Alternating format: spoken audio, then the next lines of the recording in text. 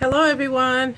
It's Today is the December 31st, last day of 2021, and so I want to do a final touch on my subject of birthmarks, so I can close it out for this year. I'm going to, excuse me, I'm outside as you can see, and there's geese behind me. There's people walking around, but I'm just going to do this video, and hopefully you will enjoy the last of this on birthmarks. So I'm going to do a recap to begin with, and I wrote some notes so that I wouldn't skip things. Right now I have good reception. I hope this continues throughout the videoing. So you'll see me look a little bit at my paper some. So just to do a recap, birthmarks. They may or may not be present at birth. Birthmarks may develop within the first few weeks of life, but some may even develop months and years later. Birthmarks may be flat or they may be raised. Birthmarks may be vascular or non-vascular, meaning they may be associated with blood vessels or not associated with blood vessels. They may be permanent, always seen on the body once they show up, or they may fade and disappear. Birthmarks may grow in size, or they can stay the same size they initially were. The majority of birthmarks need no intervention. However, some birthmarks may require medical or even surgical intervention, especially if they cause compromise to function because of the location of where they are, or they cause deformation of the surrounding soft tissue. Most birthmarks are solely just that, birthmarks, and can be thought of as nothing other. But some birthmarks may be associated with genetic syndromes, and some are potentially associated with potential malignant changes. So it's important just to kind of go over the birthmarks with your physician or your provider, your primary care person, and they should be able to help you with that. So let's start talking about the non-vascular birthmarks. The first one I'm going to talk about, the group is they're called Café Olay spots. Café au lait is a French word, and it means coffee with milk. Café au lait spots may be present at birth, but most of them appear later. And about 30% of café au lait spots will be found on your body within the first 6 years of life. They may vary in size and shapes, and they generally do not fade, and in fact may become bigger and darker over time. If there's a presence of 6 or more café au lait spots, this may require further investigation because they can be associated with a condition called neurofibromatosis type 1.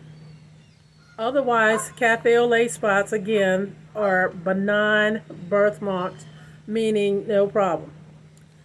The next group of non-vascular birthmarks are called Mongolian spots. They are flat blue-gray patches, usually present at birth. And the important thing about Mongolian spots is that they are often, or a lot of times, confused as bruises, which they are not. They are commonly found in people who are melanated, African Americans or blacks, Hispanics or Latinos, and Asian. Again, this is the population where you will find Mongolian spots. They most frequently occur on the lower back and buttocks. They may vary in size, and they tend to fade in the first few years of life. No treatment is necessary for Mongolian spots. When they are found on the face or on the shoulder, they may be more permanent, and in the past, laser therapy has been used for cosmetic purposes. The next group of non-vascular birthmarks are called congenital nevi or moles. These are most often present at birth. They are light to dark brown in color. They may be flat or bumpy in texture. They may be large, and sometimes they may be associated with the presence of hair.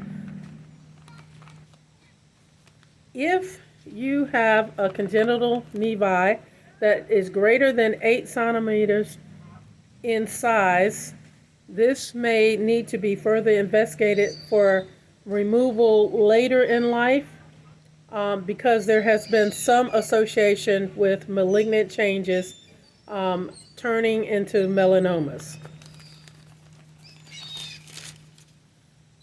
All right, give me 1 second.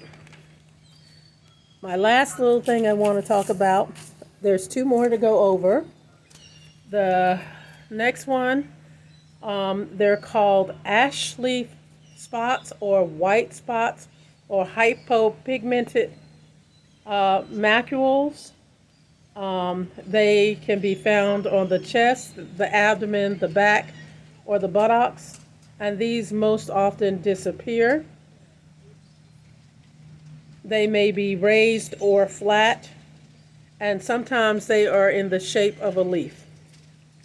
My last group of non-vascular birthmarks are called Sebaceous Nevi.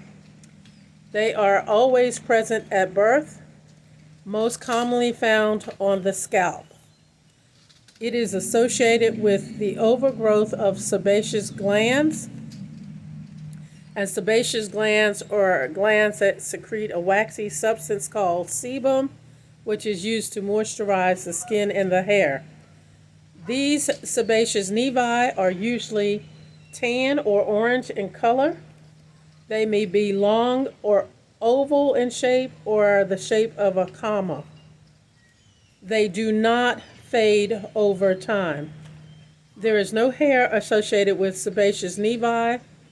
The most important thing about sebaceous nevi is that a small percentage of them are associated with malignant changes, so which can occur after puberty in most instances.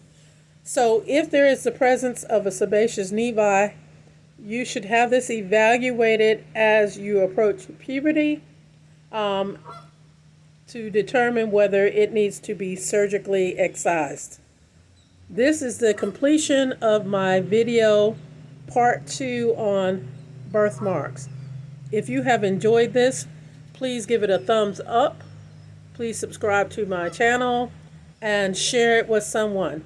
If you want to hear about further releases on my medical information to help new moms, then please also hit the bell so you will be notified of future releases. May you have a blessed 2022. Thank you.